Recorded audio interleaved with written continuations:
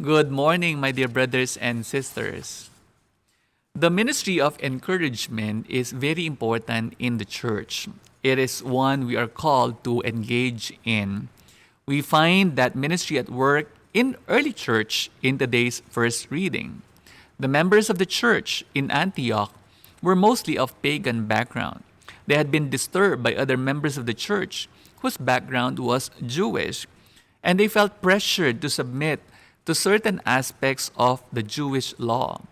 As a result, the leaders of the church in Jerusalem wrote a letter to the members of the church of Antioch of pagan background. According to our reading, when the church in Antioch read this letter, they were delighted with the encouragement it gave them. They had been unnecessarily disturbed by some, and now they were greatly encouraged by this letter from the leaders of the Jerusalem church. Encouraging one another on the journey of faith is one expression of the commandment of Jesus in our gospel reading today. Love one another as I have loved you. Jesus refers to this love as the love of friendship. And now he calls on his disciples, on us, to befriend one another as he has befriended us. So we have here an image of the church as a community of friends, as a community of believers who love one another as the Lord loves, who encourage one another as the Lord keeps encouraging us. There are many ways of thinking about the church. There are many models or images of the church.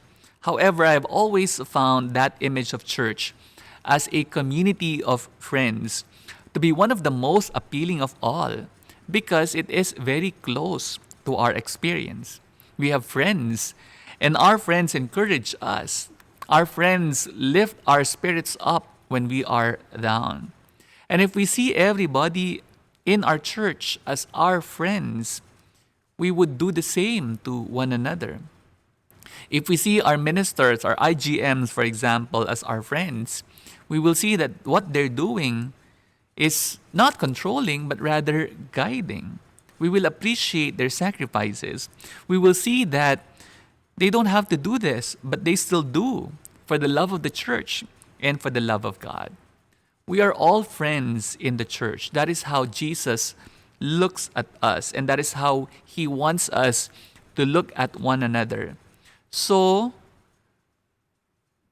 every member of our church, we look at them as our friends, and we do to each other what Jesus, our friend, has done for us. As a friend, he has laid down his life for us. Amen.